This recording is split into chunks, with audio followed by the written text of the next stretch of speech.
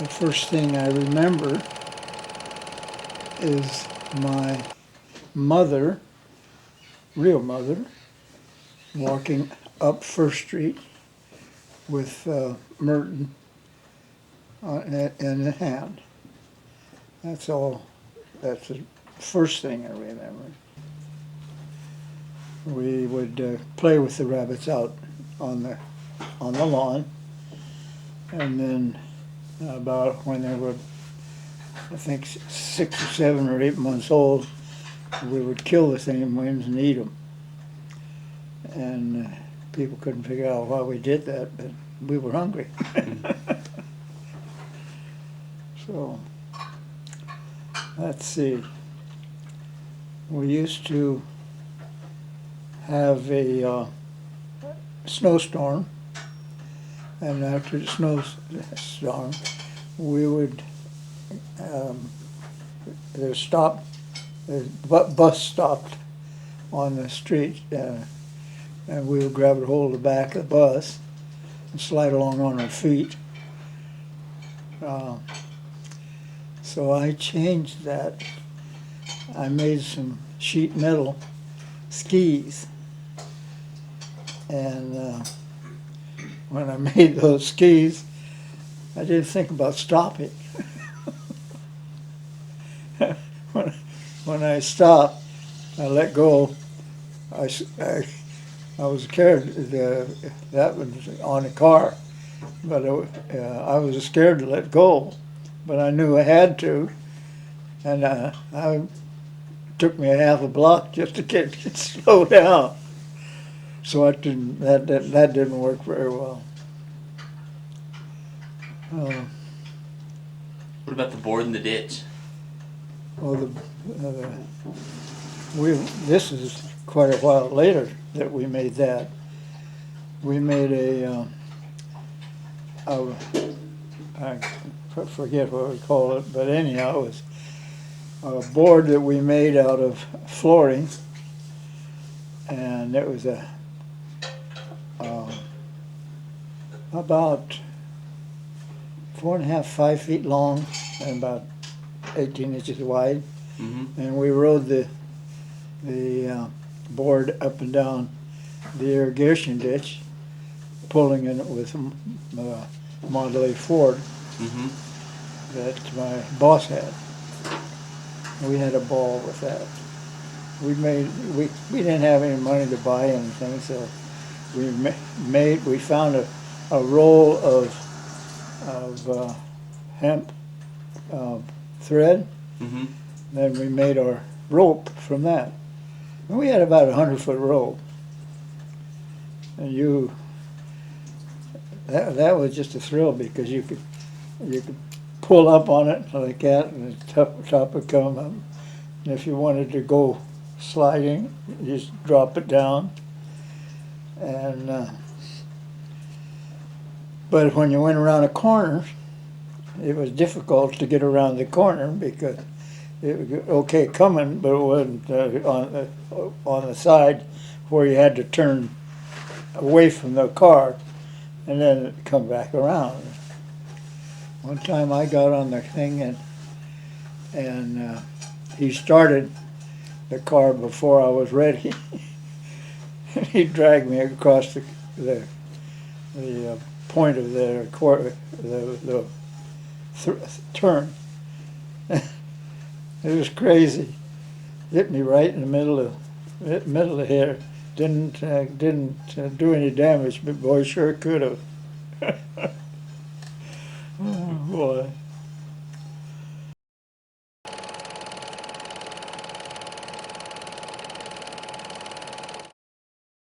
Well, when I was 10 years old, I had typhoid fever,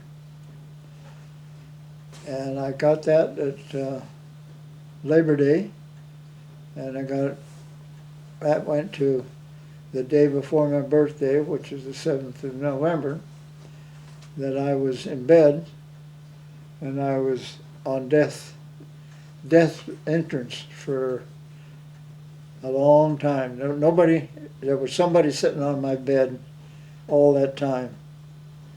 One person would be there. They'd take turns, day and night. And my stepmother, first husband, was a violin maker. And when he was a violin maker, she had a Mittenwald, which is a very good violin, and two of his violins that he made when she came to marry Dad. And after I got to where knew I was still going to be around, I told Mom, I says, I'm going to make a violin when I get well. So I made a violin out of apple crate and a broken hammer handle. And I was 10 years old. And I still have that. Then later, in 1970 or something like that, I wanted to make a violin full size. So I made one, and it was good. It wasn't excellent, but it was good. Then I made another one, which was very good. Then I wanted to make a viola, which is 6 inches longer than a regular violin. Not 6 inches, 4 inches. And I made that, and I put it in the, before I did that, I made a violin that was 1/32, they call it, and it's just half of the length of a regular violin. And I put that in the Los Angeles County Fair, and I got a second on it. Then I put the viola in the Los Angeles County Fair, and I got a blue ribbon for that one. So I got to where I could make them, but I couldn't play them, so now I have violins that I don't know what to do with.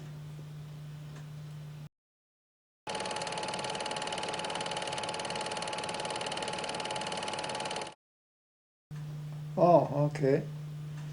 Well, Donna was a friend of my brother Richard,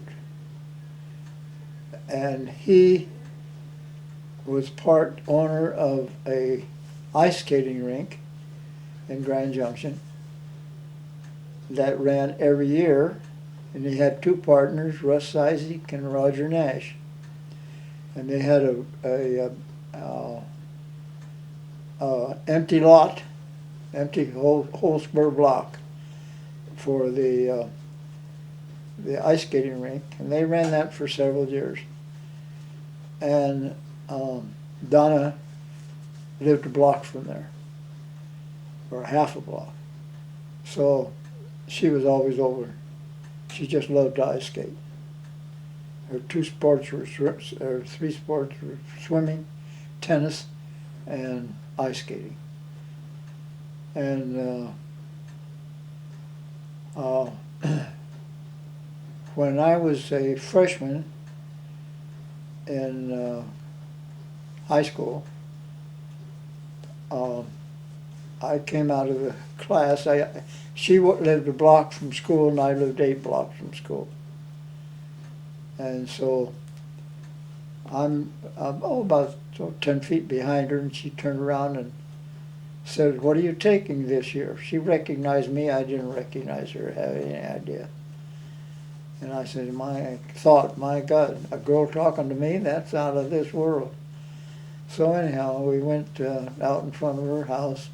I spent 15 minutes talking to her. And then I had to run home, and of course I was working after school.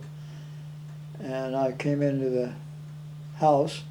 Mom was in the kitchen. She was making homemade bread, and that made it real nice because that sort of smells so good. And I told her, I said, "You know, Mom, I just met the girl I'm going to marry." She says, "What?" "Are you nuts?" I says, "No, I'm not nuts. That's who I'm gonna marry." So 5 years later, I married her. She stayed in Grand Junction through my freshman and sophomore year. And then she was transferred, her father was transferred to Pueblo, and we saw each other, in 5 years, we saw each other 4 times. Then I came to California on the 23rd of June, 1944. No, 1941. Right after, just before the war. So, anyhow, when I came to California, a good friend who was in Grand Junction and moved to California talked me into coming to Los Angeles. And I spent that from 23rd, I think it was, of June to in September. And I wrote and asked her if she wanted to get married. And she wrote back and told me yes. And I said, well, will you make up what you want to do and make it short and sweet? That's all I could say. So we decided that it would be Christmas morning at 7 o'clock, because her father was a dispatcher on the railroad, and he was working 12 hours a day and sometimes more because of all the train traffic for the war stuff. And it took 5 minutes and $5, and it lasted 65 years. So that's not too bad.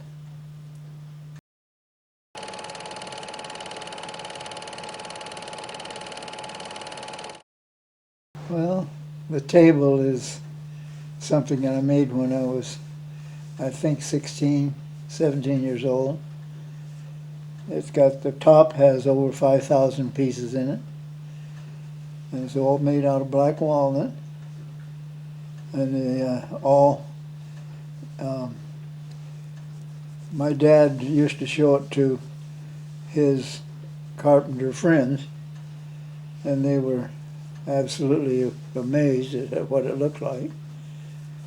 So, but I made, when I was younger, we had no money, and the tops that spin, that's shaped like this, and it's got a ball or a point on it.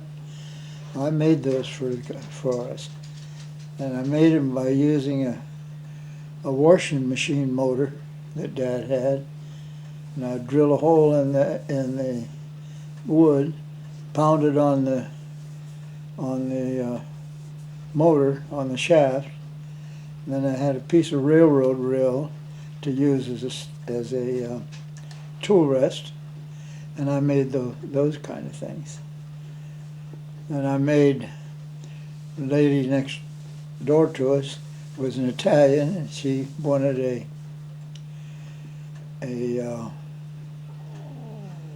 rolling pin for her noodles.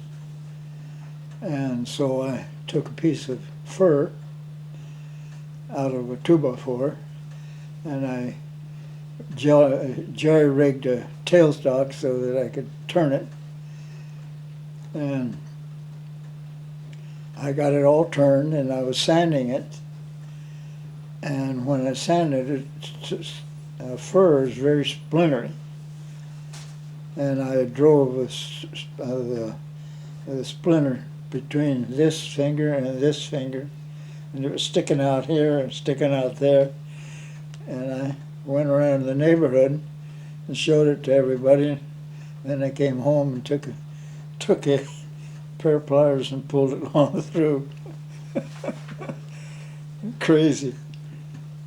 Well, I made a lot of stuff for the neighborhood, and it was fun. And then when I got to be a freshman in high school, I made the props for the two dances, but I didn't go to them, but they came to me to have them made. And one of them was a shell where the band was, band shell, and the other one was a Japanese garden that I found a piece of wood that was bowed like so, and I cut it in half and made the bridge. And this is all when I was, probably 14, 15 years old.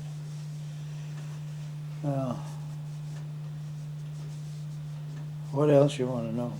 Oh, I started working when I was 14 because I wanted to make a lathe instead of using the motor. I had gone to the dump, which was two blocks away, and I found a pair of connecting rods from Model A Ford, and I used that as the headstock, and then I made a wooden tailstock, and I did a lot of turning of wood at that time. And then I wanted to make a better lathe, so I had this piece of railroad rail that was probably 6 inches. I wanted a piece 6 inches long, and I had a piece that was 12 inches long. So I went down to the local machine shop and asked them if they would cut it off for me. And during the period of it, the saw was a piece of junk, and it took 2 days to cut that in two.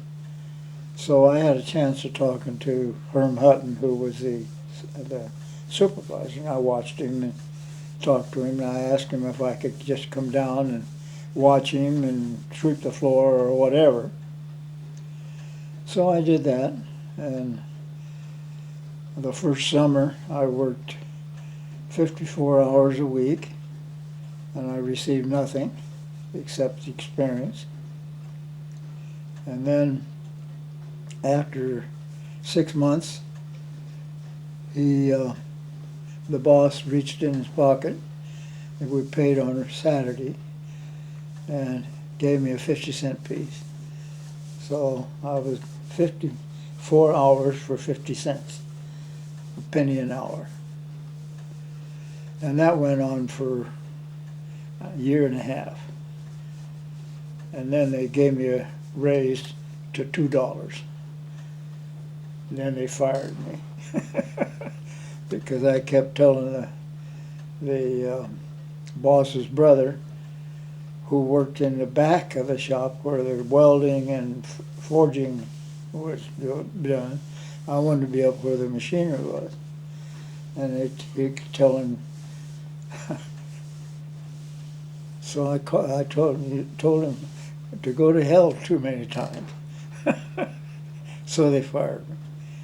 So then I went from there to a garage, and I stayed in the garage for 5 years while I went through my 3 years of high school and 2 years of college. And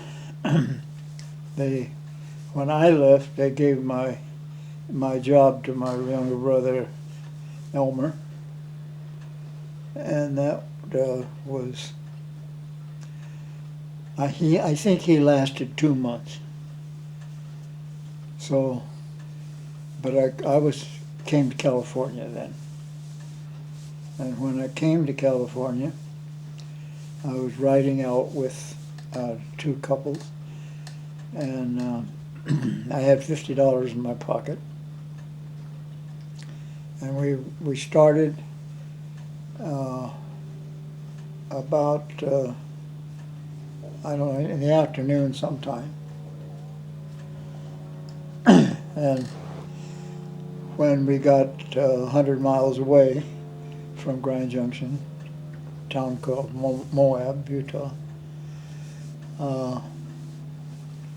and it was just dusk, and I came around the corner, and I was driving probably 15 miles an hour, but there was a truck, and I couldn't see it, stood in the middle of the road, and under this, it was on a gas station, and there was gravel on the gas station, and it got out on the road, and it was just like ball bearings. So I hit that and the truck, and that cost me, we had to stay there that night, and it was $6 a night for each room, and so that was $18. It was down the hole. And then the next day, they came from Grand Junction to pick me up, pick the whole bunch of us up, and take the car back to Grand Junction.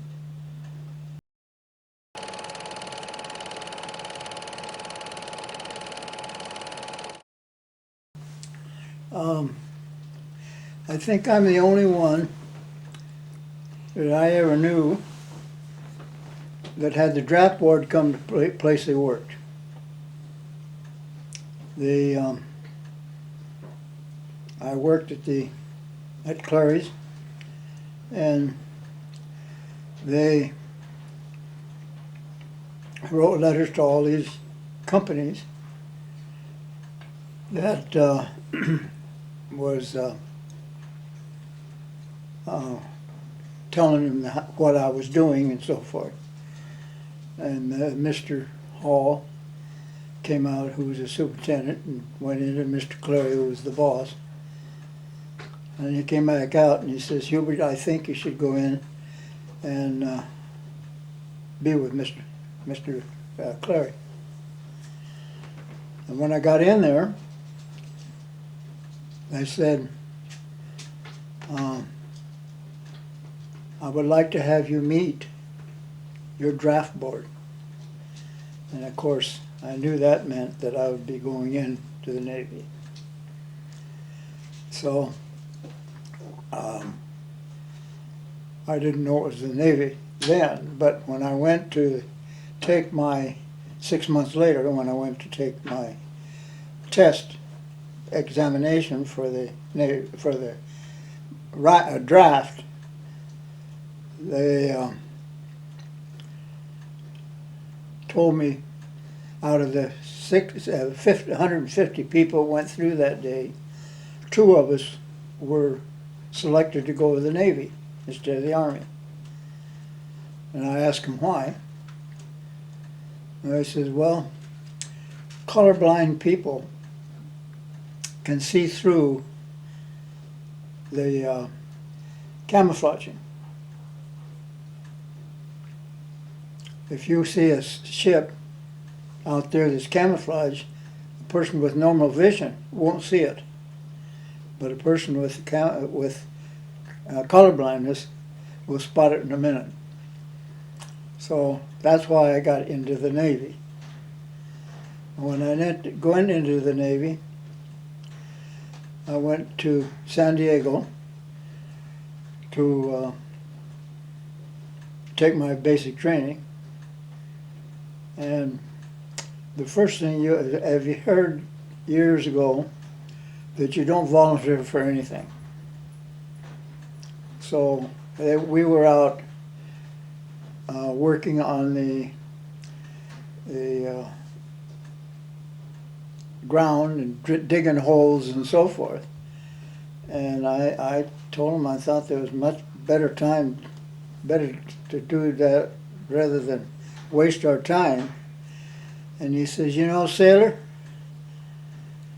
You do what we tell you to do it, when you tell me to do it, and if we tell you to do it. So from then on, I didn't bother to do any kind of voluntary work. So anyhow, we went from San Diego. I was shipped to Gulfport, Mississippi, and then right out of Gulfport is Biloxi. That's where the naval base was. And the naval base was where it had a basic engineering course. And I was a little more than basic, I think. The first day they put a picture of a hammer on the screen and said, "This is a ball-peen hammer." And I think any 6-year-old knows that. But anyhow, the next day they put a hacksaw on the board and says, "This is a hacksaw. This is used for cutting steel. And if the blade is pointed first away from you, the teeth are pointed away from you." So that was okay. I think I knew that. And then he started talking about gasoline engines. And the gasoline engine, I worked in the garage for 5 years, so I know a little bit about gasoline engines. And what that instructor was saying was absolutely wrong. And I says, "Well, sir, may I say something?" He says, "Yeah. What you're telling these people is wrong. That's not the way it is at all." So after the class, and he says, "You don't come to this class anymore. You go to our machine shop," which was nothing, and they want you to make a steam engine, model steam engine, which I could do. But couldn't get any material. So for 6 weeks I did nothing, absolutely nothing. I go over there, and a friend of mine was from Los Angeles. He made a hunting knife, and I helped him with the hunting knife. And that's what we did in 6 weeks' time. So anyhow, but you had to go out on, I had to pull one guard duty, and it was out in the boondocks where the frogs were croaking and it was dark and so forth, so they let me off, and I'm supposed to walk a quarter of a mile one way and a quarter mile the other way. I sat down on the curb, and I didn't walk anything, and they came back 4 hours later and picked me up. So I wasn't a very good sailor. So from Biloxi, Mississippi, they sent me up to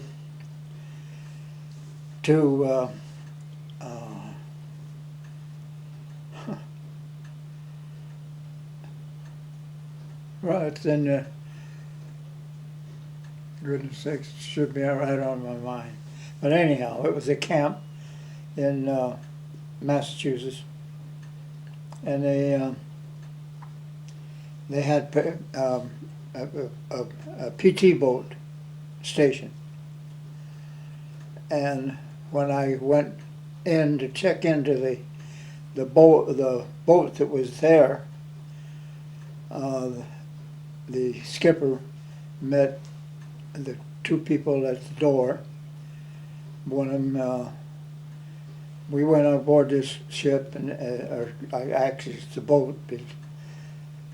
The difference between a boat and a ship is a ship can carry a boat. So that's one thing I learned in the Navy. But anyhow, he says that are you Hubert Manning? I says, yes. He says, we have a problem on this ship, on this boat. We have a generator in the engine room. It's been down since last May. And this was the first of the year in 1944. And having the no spare generator is not a good thing. So he said, you're a machinist? No, I'm not a machinist. I'm a tool and die maker. There's a lot of difference between the two. Be that as it may, how do you know how to fix things? I said, well, pretty well. He says, we have this generator that's down, and he said, do you think you could fix it? I said, did somebody make it? Yes, well, I can probably fix it. So he gave me the job of fixing it. Before I got down to fix the generator, went into the galley where we ate. There was 14 of us on that boat, and they were playing poker, that's what they all did. There was 13 black people and 3 whites, and I'd never been around black people before. It was an experience. But anyhow, there in the toilet, I heard this pounding in the toilet, and they were beating it. I walked in and I says, well, what are you doing? They says, well, we poured lye to clean the floor, and it solidified because we were frozen in the bay. I said, that's not the way to fix it. Oh, you're so smart. How would you fix it? I said, you just go play poker and I'll do it. I'll fix it. So I went in the galley and I got a cup of vinegar. And I went in, poured it down in the drain, came in and watched them play poker. And the guy says, you're playing, you're out here, you're supposed to be fixing that drain. I says, well, I'm fixing it. It's working. About that time, went down like that. I says, your drain's open now. He flipped, he just couldn't believe it. But that's just basic chemistry. So anyhow, then I went down in the basement. I went in the engine room. And here this generator was all over the floor. They took it apart, put it all over the floor, and it that got so loose from the motor to the generator that it wore out the hole in the flange that drove the generator and the front of the crankshaft on the engine. Now I understand that they had people from the base, people from the machine shop in town, and people from the people who made the generator itself. And they couldn't fix it. They'd have to cut out a patch in the floor of the upper deck, pull the generator out and take it up and do what they had to do. But they probably would have put a whole new unit in, because it was worn about a 32nd of an inch slop, and this thing is turning at 1200 RPM, and it's a pretty good sized chunk of material. So anyhow, I surveyed what the situation was, and then I looked around and I found some shim stock that I could use, and I shimmed the flange to where I got it running straight, and I put the nut on it and tightened it up, and it kept doing it until I needed an indicator to check it. An indicator tells you how many thousandths to be out. But I went up to the base for an indicator. They says, "Oh no, you can't have that. That's an expensive piece of equipment." And I says, "Yeah, I'm sure it is. It costs $13. I got one just exactly like it at home." So I didn't get the indicator. So what I did is I just started the engine, and I kept touching the revolving disc until I got it running with it, what I'd consider probably 2 thousandths. So then I took a 2-foot pipe wrench, which is hanging in my garage right now, and put a piece of 3 foot of pipe on it and tightened it up. And after I tightened it up, I put back the cotter pin. And that cotter pin is what got loose, came out, and that's what caused all the problem. And when I did that, I needed a piece of strap iron, 1/8 by 1, to make a bracket that I could put a piece of solder in. There's a 5-pound piece of solder I found. And I went up to the base to ask them if they had strap iron. "Nah, we don't have that." I said, so I came back down to the ship, and I started looking around. And where you went back into the back of the ship, there was a locker there for clothes, and there was 2 pieces of strap iron that braced it off from the top. So I took a hacksaw and cut them both off, and went down and made a bracket out of it. And then I started to do the actual balancing. And after a couple hours of balancing, I got it to where you could put a glass of water on the thing and you just barely see it ripple. And so it was running. I was back up. This is 2 days later. I was back up in watching them play poker. And the skipper came down and said, "I thought he gave you a job to do." I says, "Yeah, you did." He says, "Why aren't you doing it?" "Because it's all done." He says, "No way." I says, "Well, the engine room door is open if you want to go down there, and that's what's running right now." He came back up. He never said go to hell or anything else. Never even talked to me. Went back upstairs.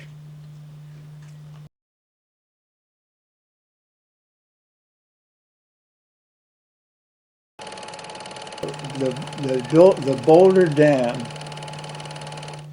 just opened, and he came in the shop in the garage and wanted to know if anybody wanted to go to accompany him to the Boulder Dam. And my boss, Covington, said maybe Hubert would like to go. And I called Mom and then asked her what she thought, and she says, "Well, yeah, if Covington says it's okay, it's okay." So I think we threw a couple pair of pants and a couple of shirts and whatever. So we started to drive to Las Vegas, and we both would do the driving. And that's the first time I've been driving out of town, so that was an interesting experience. And when we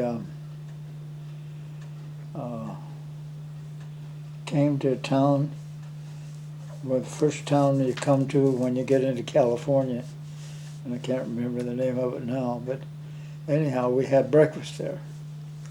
We thought we were going to have breakfast there. The guy that does the cooking come in off of the grease rack, never washed his hands, never done anything, and he was going to make pancakes for us. And the fellow that I was with says, I think we better go. So that's what we did. We left. And, but we went to the down in the got to go down in the dam, which was a fabulous thing, and into the power plant where the generators were. And this, you got to remember, this was only 3 or 4 months after the dam opened. So then when we were coming home, there's a place in Utah that's a mountain that's called Soldier Summit. And Donna, when she was younger, stayed there for 6 months with her father for the DNRG Railroad. But this time it had black ice and snow on this hill. And I came up to the top of the hill, and I was probably doing 30 miles an hour. Boy, you talk about something slippery. I got it down in low gear, came all the way down that mountain in low gear. So that was the first, and then the second trip I made, that's when I had the accident, and we came to California, and I stayed the first night with friends of one of the people in the car, and I spent the first 3 months, I think, living with a friend of mine. That he's the one that talked me into coming to California. And after being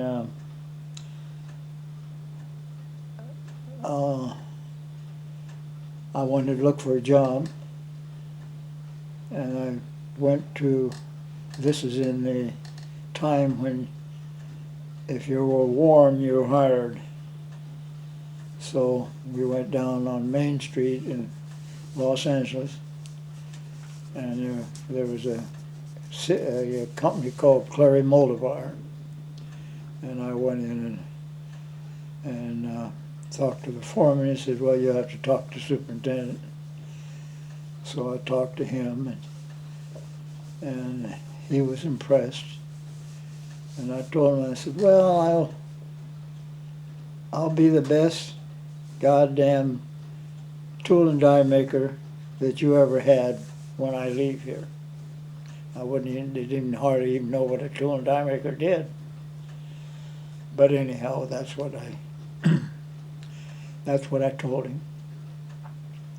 And so they put me on a drill press on a swing shift, and that was I can't stay awake. I was drilling holes in a jig. But then they transferred to the daytime, and I was drilling these holes in these studs that went into the Lockheed P-38. And my person that was young like I was running a mill, and the mill, he was cutting off inch by inch aluminum that they were making a universal joint out of. And this mill we had was something like a toy, but that's all they had. And it was taking him probably 4 minutes to cut it off.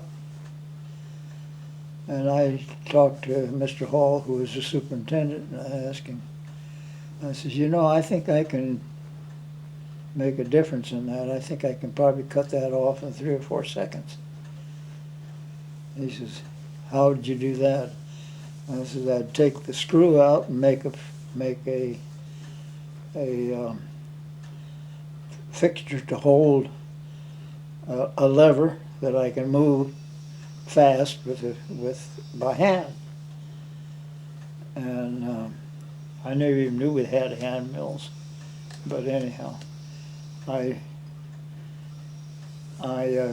he said, well, you go ahead and go over to the tool room and tell Mr. Hamer that that's what you wanted to do, and have him give you.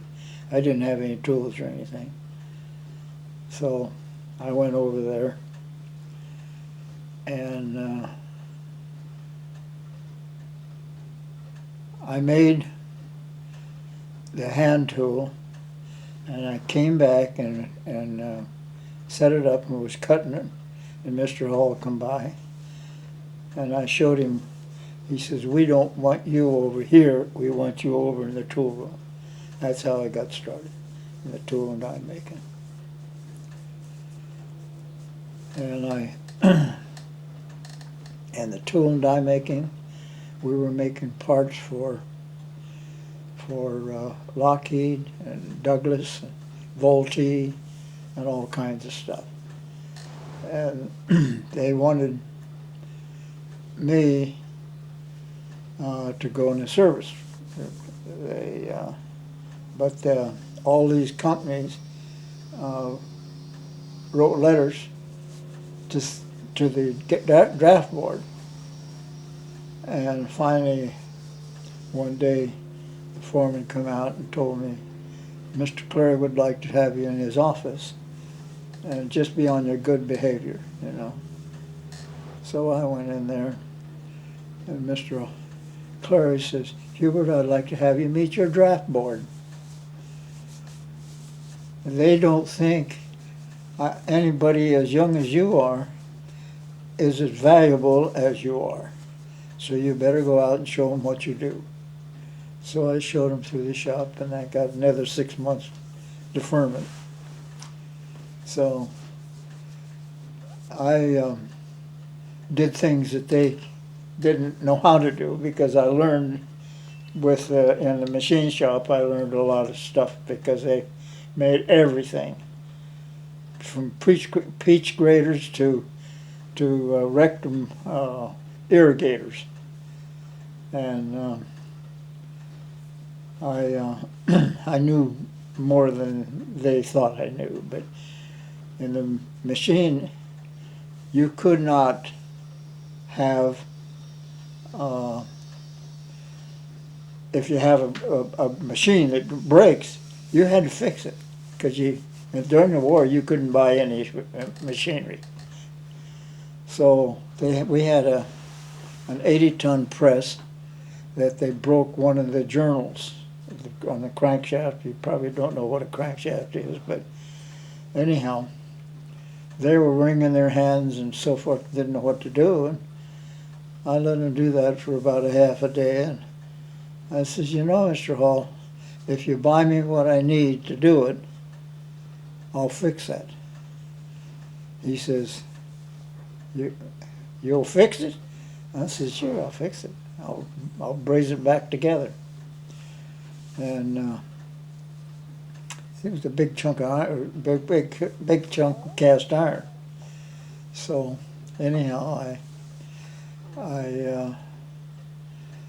he bought me the equipment, and the settling torch, and the brazing rod and so forth. So you have to cut what we call scarfing, so that you can get into the deal like this. The crack is here, so you do this, and then you fill that all with bronze. And it took me a couple of days to do it, but that lasted all the rest of the time from that part, which was in 1940, no, 1942, 41, 1941, and that lasted until they sold the company. And it just, it made them realize that I knew more than they thought I did. So from then on, they started making dies and so forth. And the last thing I made in the dies was a die that took 680 hours to make and took the place of 13 dies. And then I was promoted to lead man, and I was the next to youngest man in the shop, and there was about 50 people in the shop. So they posted it, and when they posted it, I didn't go in and sign up. I didn't think I had a chance because they had people, and then there had been tool and die makers for 30 years. But the assistant superintendent came out. I don't see your name on the list. I says, why go in and waste the ink? Because I don't have a chance. And he says, go in and put your name on the list. So I went in and put my name on the list. And the next day they told me I was the lead man. And then I went from the lead man to the foreman. And the foreman that was in place when I went, and the lead man had a heart problem, so they put me into the foreman. I didn't even have a lead man. And I ran that tool room for 5 years. And they had a machine shop that was doing parts for the Corporal missile. And we were making the parts in the tool room until why they set up another machine shop. And the first man they put in charge lasted a year. And they asked me if I wanted it. And I said, I don't know enough to do that. Because I wasn't a machinist, I was a tool maker. But they asked me, there's 2 other people that ran the shop. Each one of them lasted a year. And then after that was Mr. Clary called me up in the office and said, now we've asked you 3 times to go out and take over the machine shop. Now I'm telling you to go to the machine shop Monday morning. So that's what I did. I went to the machine shop and had a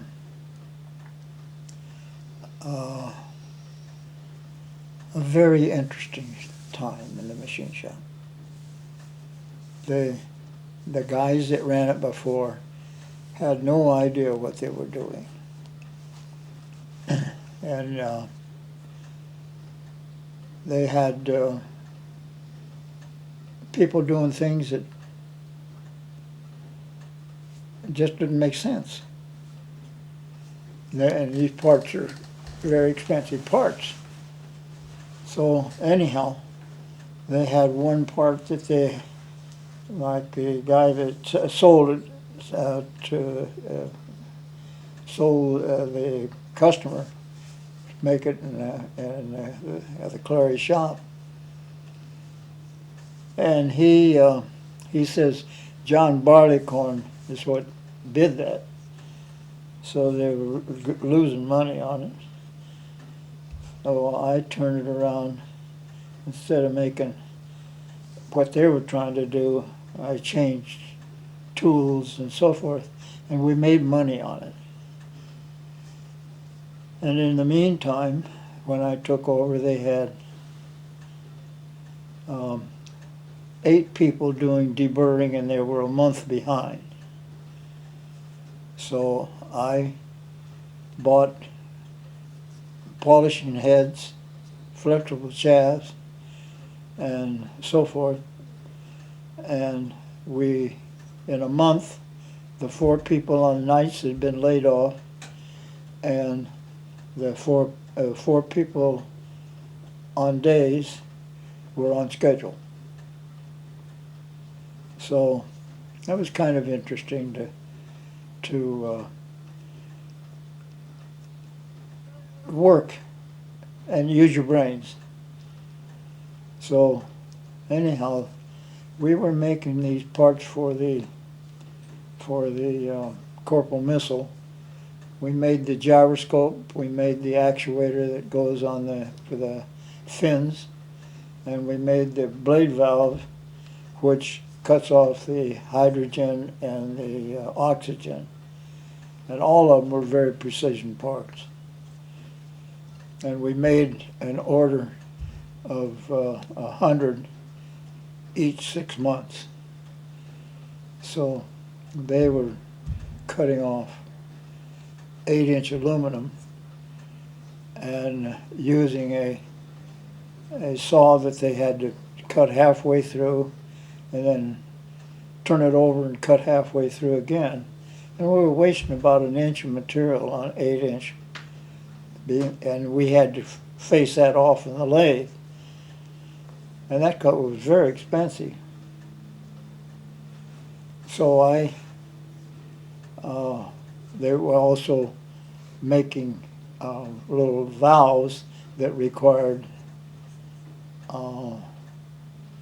engraving.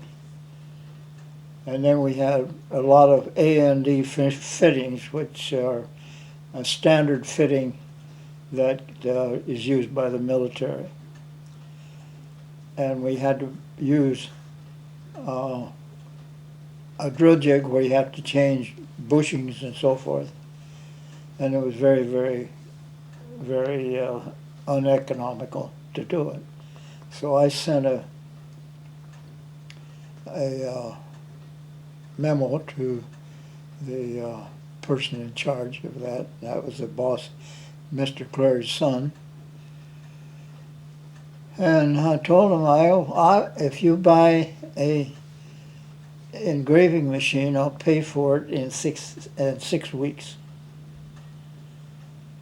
And if you buy the saw, I'll pay for it in 3 months. And if you buy the drill machine, pay for it in 2 years. So nothing happened.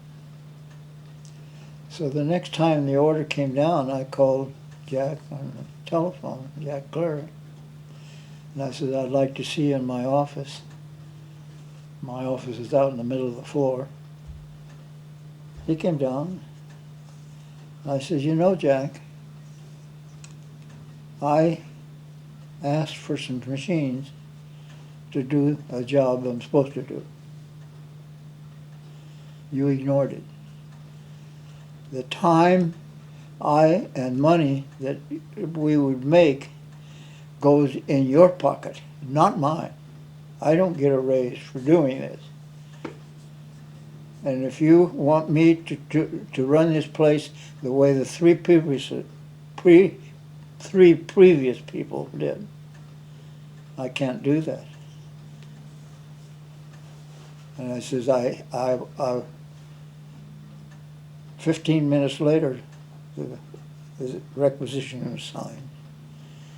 And I said, I did what I said, and in 6 weeks I was paid for the engraving, and you didn't have to take it out and wait for it. And then the saw, I was cutting them off and leaving 1/8 of an inch to fit the machine off instead of 1 inch. A piece of 8-inch aluminum would probably weigh 2 pounds per inch, if maybe more. And aluminum those days was probably $8 a pound. So that's big savings. So then with the drill, I pay for it in a year. So, but of course, I wasn't a politician. I said what I wanted to do and did what I said. But in the meantime, before too many years. The second year I was out there, I was voted the man of the year with 600 other employees. I was a man of the year. They only gave 3 man of the year awards in the life of the company, and I got one of them. Then they decided that I did the estimating, I did the planning, I did the planning of the tooling and the supervision of running it when it's all that, and just a normal day's work, and supervision of running the stuff. What did Clary say when you presented your award? Claire didn't say it, but the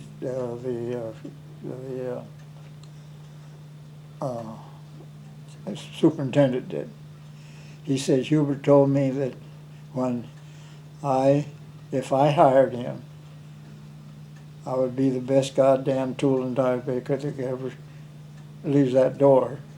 And he says, you know, he is. So I got $200 worth of stock. But after another year, no, it was probably 2 years later, they said, you're working too hard, you're doing too much, we have to change. Well, what are you going to change? He said, well, we're going to put somebody else in the machine shop as a supervisor. I says, who you putting in? They told me. I says, you're making one hell of a big mistake, I'll tell you. That was in September. And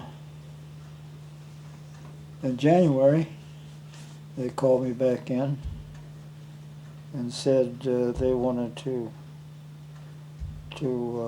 put me back in the machine shop. I said, well, you didn't ask me when you put me in, so I'll think about it. So I went out and my secretary and I told her what I wanted, my resignation. And I called a friend of mine who wanted me to go work for him. And after 18 years, 6 months, and 23 days, I turned in my resignation. They never did. They tried replacing me, and they had 5 different people. There was no continuity at all. You can't have that. They replaced me with one guy, the supervisor. They went to Chicago to hire the tough supervisor from Chicago. I said, he's just a tough guy. He'll put things in tape. Oh yeah, fine. So that's when I quit. And I found out that this guy, I was on a 1-year contract, and he was in cahoots with one of the people in the shop that had worked there. And he had his own little lathe at home, and this guy was supplying him with material by stealing from the shop. So they couldn't fire him and had a 1-year contract. But he didn't make any sense at all. In engineering, it was the front part of the shop. They put a desk out on the floor in the shop, and this guy didn't want it there, so he told the lead man that he wanted to move. Well, he was doing something else, so he told him, just after I finish, I'll do that. He went back in the materials department, picked up a piece of iron, bar, went out and just beat the desk to pieces in front of everybody in the shop. That's the kind of jackass he was. So, 2 years after I left, they sold the company.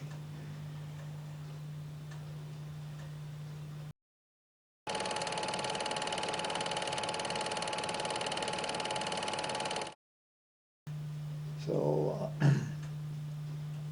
she had 2 miscarriages before she had Shirley. And then we found out that Shirley was deaf the day before, the day before Donna took her to Arcadia to have her tested for hearing. And she found out on the day before that that was going to happen, and found out that we probably would have to put her in a special not asylum or whatever they call it, and that was not so. It was just terrible that that made her so terribly discouraged, because we didn't know what it took to do a deaf situation. And when we found out that she was deaf, we took her to the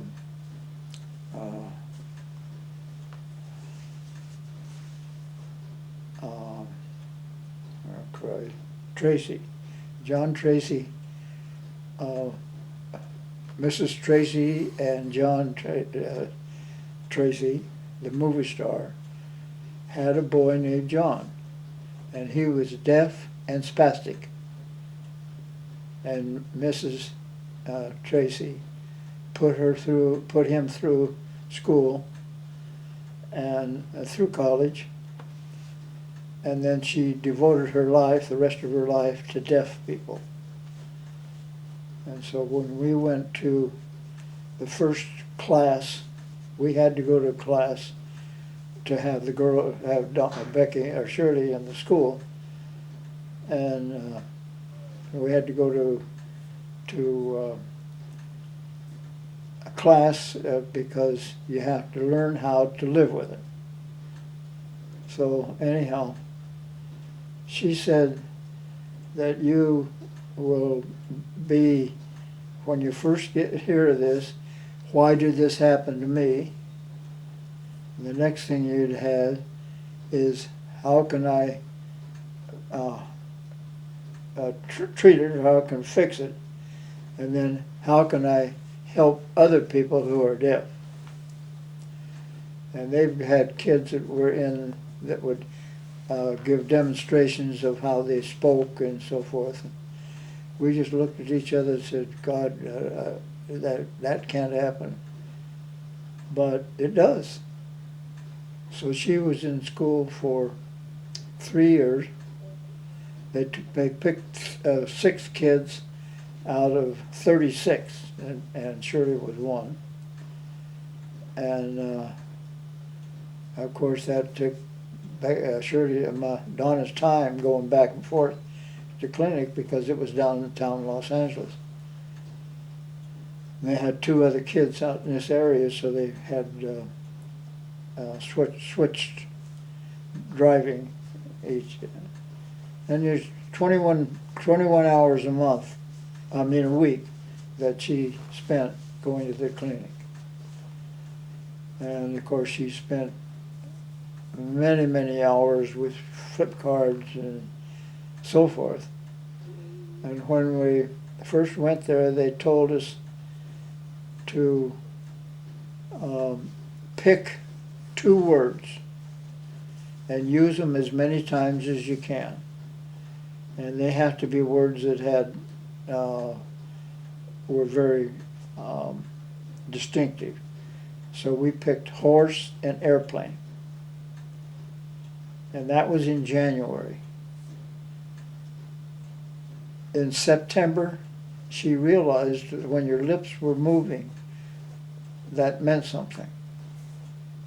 And she realized that that's what horse and airplane. Because we go out driving and find a horse and turn around and say horse. And Donna was doing all this because I was driving. And you don't realize that when you turn on the television, there's nothing there. And Becky was an interpreter. Becky and Shirley had a language of their own. And Becky would interpret to Donna what Shirley wanted.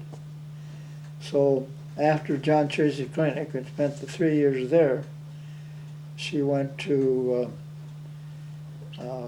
school in Alhambra. Alhambra took the deaf people, Temple City took the blind people, and El Monte took the people that were handicapped in other ways.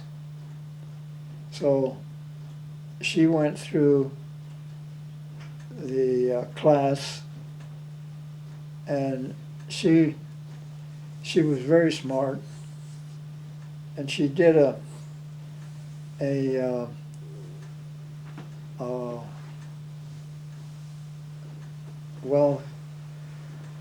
she was too smart. She would get the first two words of a sentence, and she figured that she knew the last two words. But she didn't. So it took a while for that. And she was the smartest kid in the 6 kids that were going to Alhambra. And anyhow, she was in about the 5th grade, something like that. I think it was the 5th grade. Maybe, yeah. She realized that she got a bad grade. She didn't get an A, she got a B. And she realized when Donna told her that you got to pay more attention. So that night, she flipped 180 degrees. She was very cooperative, she was very studious, and she came out, she was the smartest kid in the school. So she spent the time for that to, she was able to go to Gallaudet College in Washington, D.C., which is the only deaf school in the world. And she was there till she graduated. And she has a college education with an art major. And she was, when she got her certificate, the man says, and Shirley Manning, with a graduating with distinction. There was only 6 of them like that. So after that, why she went to came to Denver and met her to-be husband at Gallaudet. Had come out, graduated the year before, and come to Denver, and they had people in Denver that were able to help them get a job. And they got a job that was in Colorado at a guest ranch in Deer Valley, Colorado, and they spent 9 years there. Then after the 9 years they spent there, they decided that they wanted to become involved in the deaf community in Denver. And that's why they came and resided in Denver and bought a house, and from there on till he died. He died when he was 48 years old. And Rick was a very, very, very good for her, very, very nice guy. He was he built customized furniture. But he was a nice guy.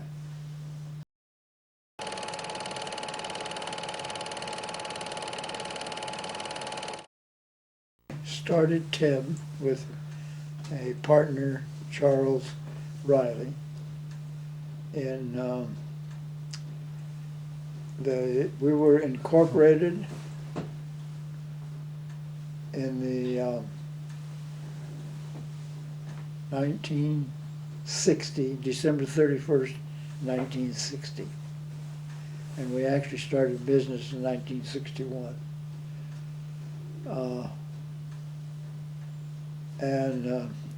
On February 1st, I guess it was. So we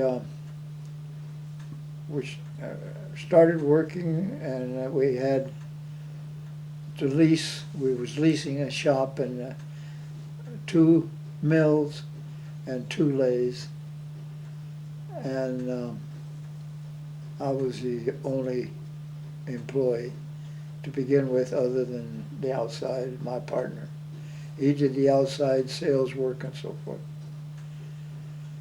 So we got our first job. We never got paid for. We worked and delivered it, and it was something $300 or something like that.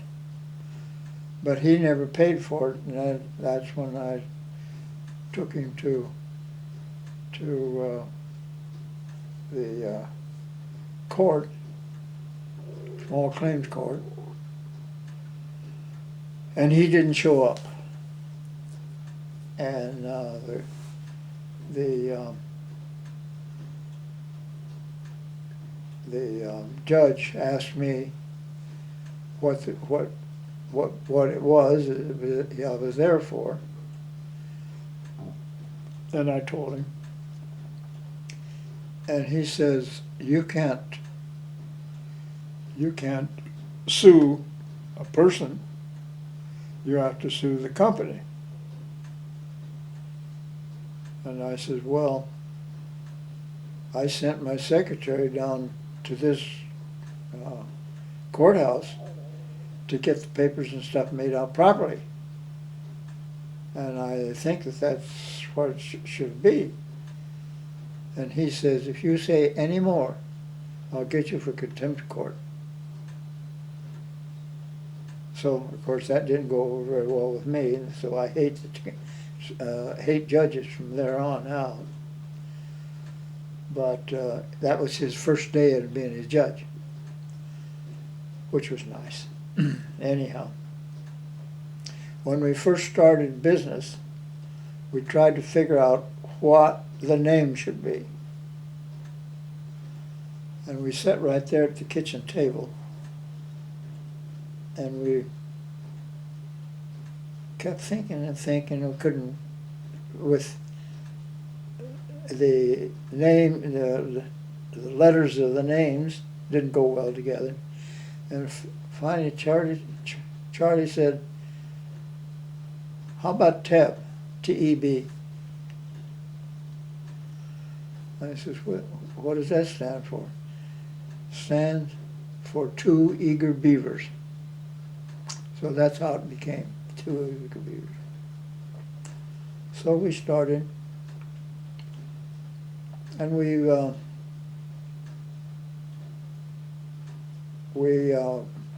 was in 1940, 1961, and I had it for 14 years,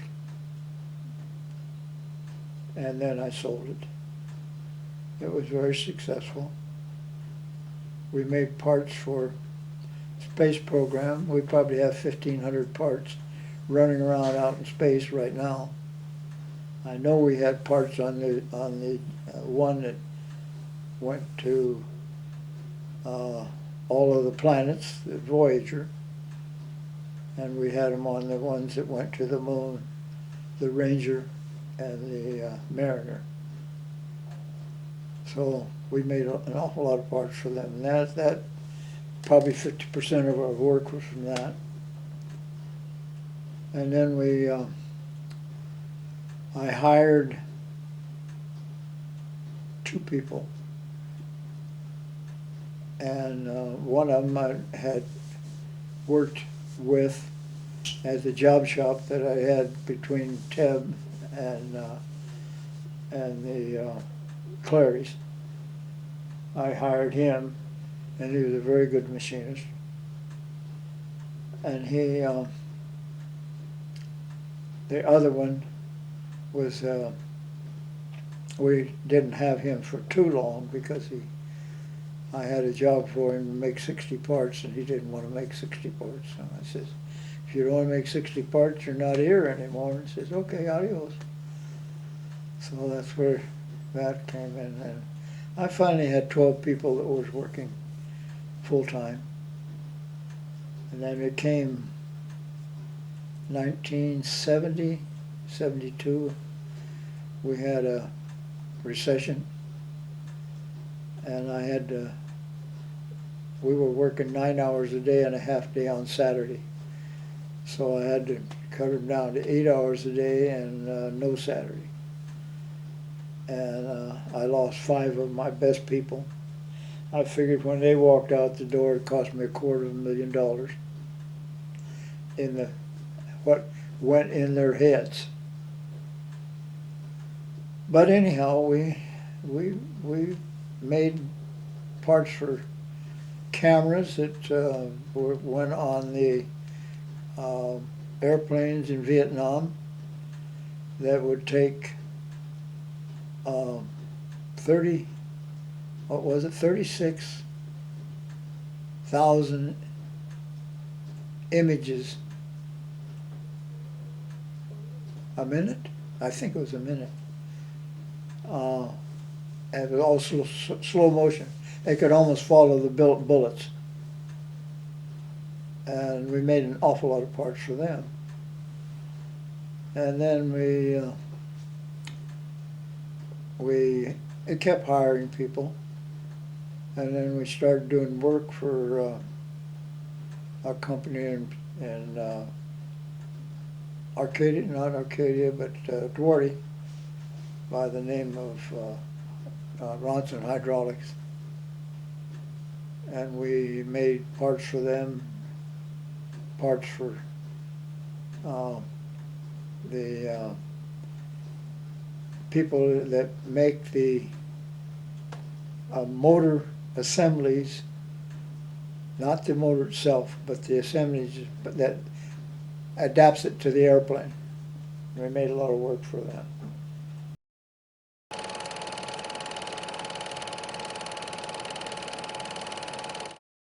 The fact that we needed a building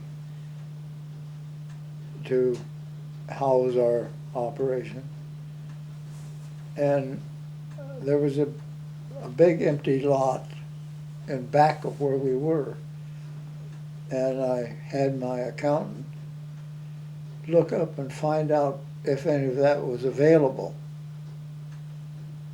and it did. One lot that we wanted was available, and it was 133 feet long and 25 feet wide. No, 100 feet wide. And that's where we put our first building, which had 5,200 square feet in it. And then later, we had an opportunity to go in business of making cameras for the printing industry. And these are cameras that were all the way from 6 feet long to 17 feet long. So we needed a place to make that, so I cleared out one side of the TEB shop and started making them there. Then I built a building next door, which was 55 square feet, I think, 5,500 square feet. And we did a camera business there. Then the next year, the camera business, which we had to have more room, so I put 3,500 feet on the back of the TEB building to do the welding of these beds that had to make the cameras. And after so many many years, in 1974, I think it was, my partner decided that he wanted the business for himself. So he called me up, and I only went into the business because I wanted to make the parts for TEB, from TEB to the camera business, and have a built-in customer. And so after we got started, I financed the first 2 years. It didn't cost the camera guy to pay anything. I bought the material, I got outside processing and so forth, and the camera business only paid for the labor. And so the guy's name was Del Blathwick, was my partner, and he was an excellent engineer, but a jackass of a person. So he decided that he wanted the business to himself. So he hired a controller, which gave him 2 votes and me 1 vote. Of course, it's the best thing that ever happened, but he called me up, told me we had to be thinking of him taking it over, and I said, well, why? And he says, well, you're charging me double stuff. And I says, oh, no, I'm not. Well, he says, I went bowling the other night, and the girls on the team asked me how come the billing was to you instead of to TEB. And I think it was something like $160 or something like that. He spent 3 months going through everything on Sundays, nights, in TEB. And I told him, my secretary also, you go through all of that. And if there's any doubt, give him credit. So probably may have been $400 or $500, but we gave him a credit of $1,200, and that's what's after he was talking about it, and I was quiet. I didn't. He was telling me all about it and so forth, and I told him after he got done, I says, "Have you said everything you want to say?" Yeah, why? I said, well, what you're telling me is not true, and what I'm going to say is I won't speak to you again. As long as I live, I won't speak to you again, and I never did. I took care of the back of the shop, and he took care of the front of the shop. I got in the morning, got my stuff all done, then went back over to Tib. And he just was a guy that when he took a telephone message, he would have a tablet. He'd take some on the top of one page. They'd go down several pages, take another sentence and another sentence. That's the kind of guy he was. And when he got ready, he wanted to determine what he wanted for it. And he took an inventory on Sunday for 4 weeks in a row. And I owned all the machinery. And he didn't appreciate anything I did. I made all the woodworking in my shop here at home on my time supposedly off from the shop. And he didn't appreciate that. So anyhow, we decided that came down from the meeting and I went over to Tib, called the attorney, and I said, the only solution is dissolution. So I said, I want you to start. He called me two days later. He says, did the company owe you any money? I says, yeah. How much? I'll let you know in a few minutes. And it came out to $270,000 that it owed me. And he says, well, we'll put a lien against the company. So that's what we did. And when he tried to, I wanted him out of the building, so I gave him an eviction notice. And it took him 6 months to find a place. In the meantime, he paid his bill and so forth. There's no problem there. And of course, he took all with him. He took all the business that I was doing with him. And I had made all the patterns for all the castings that we used. So I called the foundry and sent somebody down and picked up all the patterns because they were mine and weren't his. I made them in my own time at home. So I shouldn't have done that, but I did. But it was very, very difficult to work in the same building and not speak to him.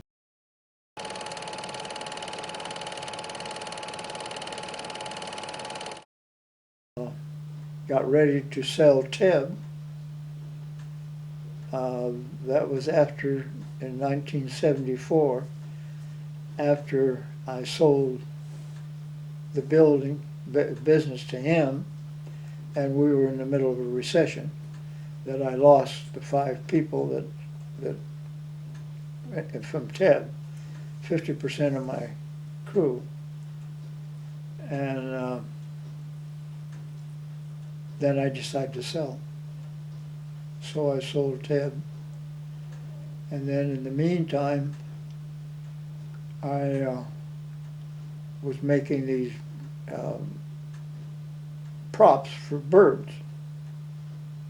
So I did that for a while, and then that brought me to the bird band business.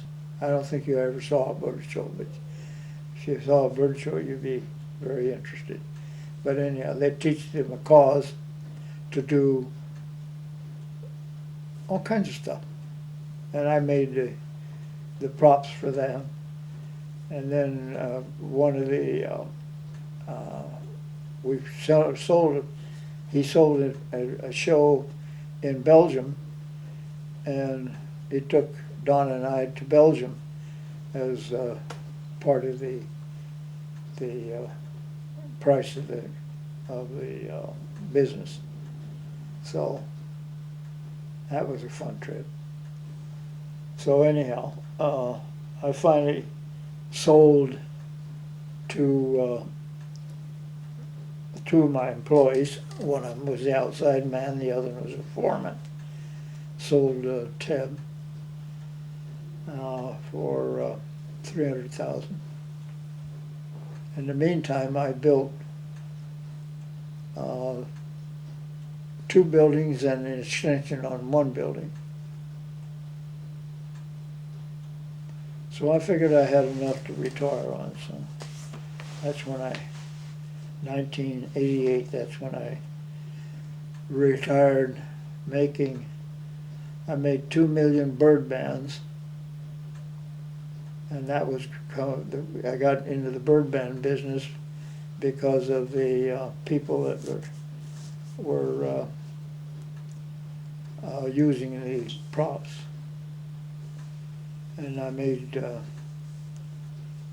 and that band is still being used. Well, they put the bands on so they have numbers. They had legal birds and illegal birds. And if you brought illegal birds in, you couldn't band them because you have to go through the USDA. But the birds that were legal, you could put on, and you see the bands. You could probably go into your bird shop and see bands that are round, stainless steel. We made them. He wanted to be able to have a band that he could put on a leg of a bird, a right leg male, left leg female. And he wanted, you have to put it on after the bird is mature. So I played around with sheet metal and for quite a while, and then I decided if I wanted to wear a band, what kind of band would I wear? And a round band. So I made 7 different sizes of bands. They went from 5/16, 3/8, 7/16, ½ inch, and 9/16. And but most of the birds were covered by that. And they were split, and then I had to make adapters or applicators to put the bands on. And the first load of them, the USDA ordered 370,000 of them. And that was a lot of bands. But I ran every one of those 370,000 bands. And I ran, during the period of time that I had the bands, I ran over 2 million of them. And I ran enough stainless steel wire through those bird bands, or those dies, to stretch from here to San Bernardino, which is 60 miles away, one at a time. Can you believe that? But it was a good band, and it still is a good band. I don't have it on my bird because he's broken 2 of them. They just keep squeezing them. There's just a little bit of give. And they keep, as they squeeze them, gets tired and finally drops in 2. But I was the only approved source for years. And I'm still the only approved source or they are the only approved source for the split bands. But some people are making bands that are round, and they're machined. And I made the bands by just making a closer and brazing them together. Made a lot of those that you put on within 2 weeks of the hatching. So, but I made a lot of bands, I'll tell you. And I made a lot of props. I made 50 bicycles, and they're all over the world. And I don't know how many scooters, how many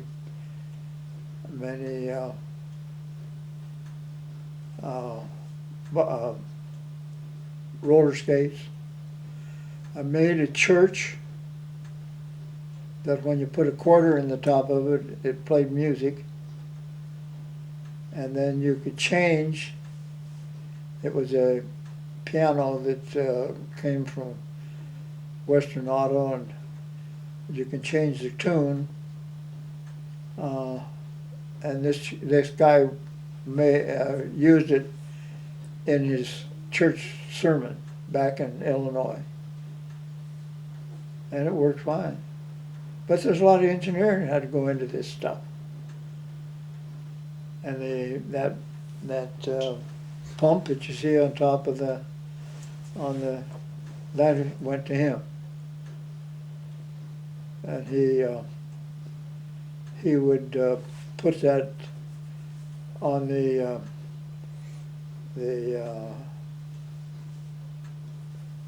table, whatever he had, and it would just be a bucket. And he would give this spiel of so forth and so on and whatever, and say, now why don't you take this bucket and put it in the and give it some water. Maybe something will happen. So bring the bucket over to him, and he'd put it in the bucket or the container, and then he'd turn around and walk away, and the audience thought, hey, this is nothing. Then he would step on a switch down as he went away, and up come a bunch of flowers.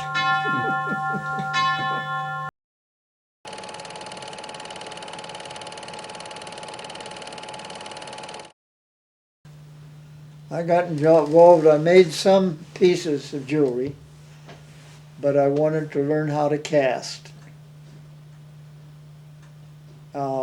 And I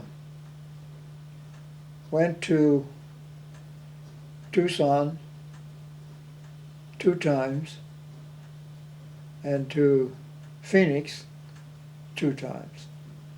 And Tucson, I learned how to use wax to make patterns. And in Phoenix, he did the investment casting. And I came back and I started doing that, but I don't do either one of them the way they did, because I'm very precise about what I do. And I went to 2, 3 seminars to learn more about the casting process from the people who had the media that you use, and the investment that you use, and the wax that you use. And I don't use those either. I use mainly the closest to the investment, but I found also that the ones in Phoenix just poured in the investment, poured in the water, and looked at it. And you can't do that. As you showed you, that you have to be very precise about what you do, because that material is very precision, and it needs to be very strong. And if it isn't strong, you're going to wind up with a whole bunch of hot stuff around it. So I started making jewelry. I started playing around with buckles. You saw the the buckles that I made that had parrots on them. Well, the parrots, and the buckle was made out of bronze, and from bronze I got into silver, and from silver I got into gold. And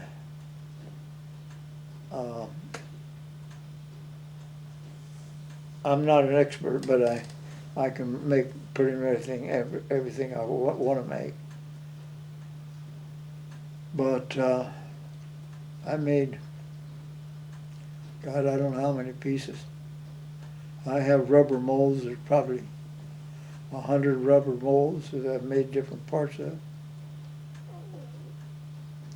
And you can make the smallest pieces I made were about 3/32 of an inch in diameter, and they about a 1/16 of an inch long. And you can put a little bitty sprue on there, and you heat up a flask that's 2.5 by 2.5 to get it. Then when you use a centrifuge for actually melting the metal and putting the metal in the mold. And the mold is soluble in water after it comes out of the casting process. You just drop it in water and it separates. But then the next procedure is to be able to clean up the metal, because it doesn't come out of the mold to where you can polish it. You have to go over the whole thing, and that's a time-consuming thing. But I don't know what else I can tell you about the. I used to go to Van Cleef and Art Pell's. I have a friend who is an engraver, and he was doing the engraving for Van Cleef and Art Pell's, a very noted jewelry company. And I asked if I could go over with him to Van Cleef and Art Pell's and talk to the guy. And he asked me, he said, yeah, bring him over. So I went over, and he showed me through the shop, and I saw what was going on. He said, well, when I get around to it, I'm going to do this, and I'm going to do this, and I'm going to do this. And I said, well, why don't you just give me those three things, and I'll bring them back in a couple of weeks, and it'll be all done. So he was kind of surprised at that. So we went out to lunch, come back from lunch, and when we got to the door, what has a combination on it, he says, Hubert, I want you to have the combination of this. I said, you've only known me for 2 hours, for crying out loud. No, he says, I want you to have the combination. So I took the combination, and the next time I went over, I just went right upstairs. And I would look at what they were doing, and I would say, if there was an improvement, I said, I can make you something and make that a lot easier. So I would come home and make it, take it back over there. And I did that, I don't know how many times. And one day, I was just sitting there looking at some of the jewelry they were making. And he says, I want to show you something, Hubert. So he bought out 3 trays of jewelry that just blew my eyes out. This unbelievable. They had great big the woman that wore it was a large woman, and she had a gold and kind of stone, is it? Anyhow, the stones were big. If I put it around my neck, it would hang down to my belly button. And it was in there for cleaning. And then she had raw diamonds for earrings that probably would weigh 7 or 8 carats. And they had a diamond watch, a watch which completely covered with diamonds, and all kinds of that kind of stuff. And I asked Jim, I said, Jim, what am I looking at? Oh, he says, you're looking at $3.5 million. And then they had another thing on top of the Van Cleef & Arpels had a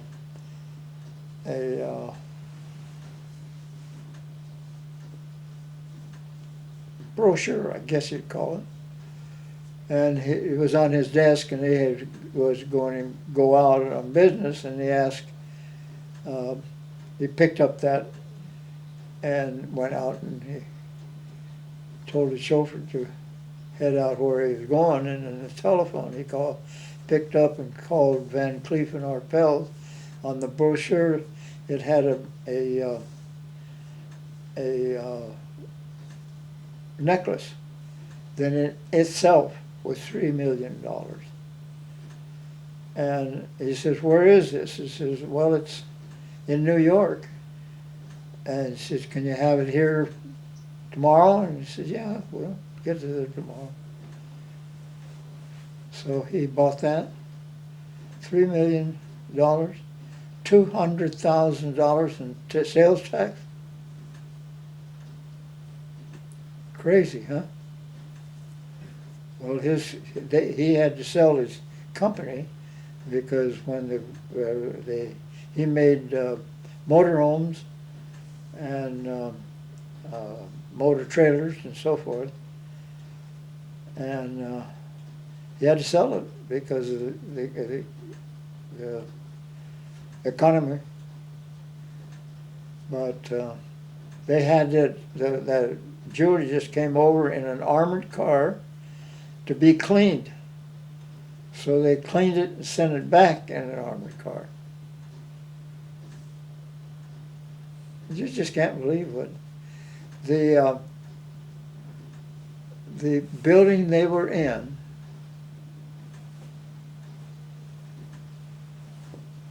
I forget how much it cost. It was a 3-story building, and something like $60,000 a month. You had to sell a lot of jewelry for that. But I guess they do. It's still in business. But Jim, the one that made was the supervisor, he makes such fabulous jewelry, you can't believe it. I don't think I showed it that, did I? Getting that top drawer or second drawer down. Okay. In that white envelope there.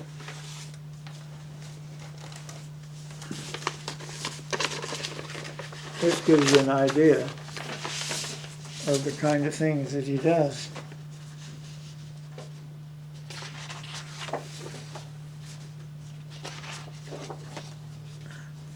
There's a necklace on there. That necklace shows bigger than one of these other pictures.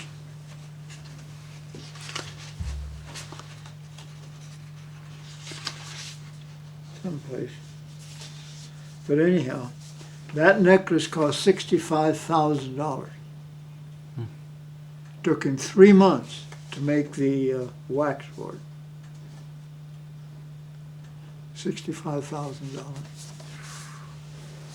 And of course, this is, I don't know, he's some movie guy, and I don't know who the girl is. But the detail that's on this is just unbelievable. Look at the detail. Can you see that? Look at the detail on that. And that's black gold.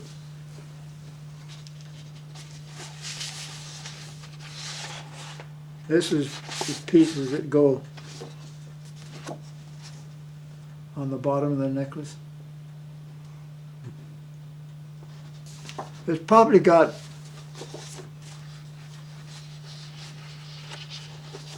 $10,000 worth of gold in it. Look at the detail on this. This is all carved out.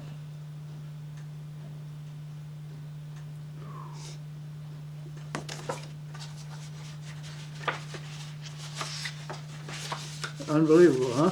Mm-hmm. But he makes these in pieces, and these are all soldered together. Can you imagine somebody being able to solder them together? This has got diamonds here, here, here, here, here, all the way around. There's a big diamond up there. And these are a lot of rings that he makes.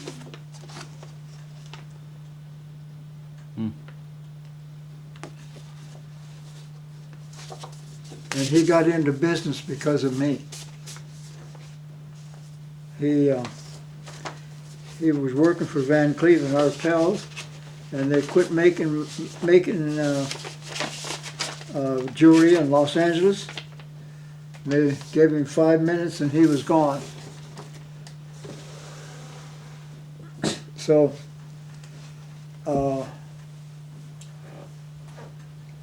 he started working for it was three women. That was the name of the company. And they were making stuff out of silver.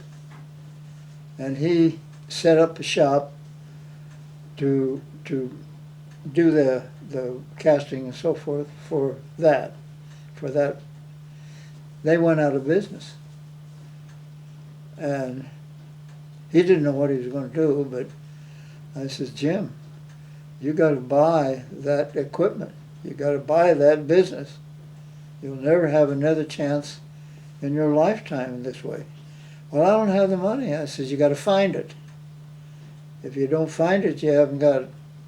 You're just not you're in big trouble. So he had a house in Texas. So he borrowed from the house in Texas and went in business. But I hounded him for 3 months to get him to do that. So that's why I guess he likes me.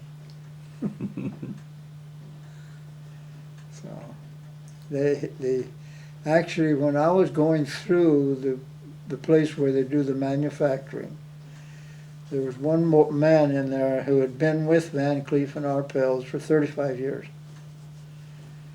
And he called me over and he says, Hubert, you're the only person in 35 years that could come in here and go around the way you go around.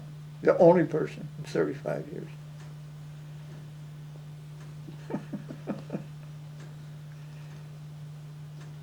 So I guess I'm doing something right.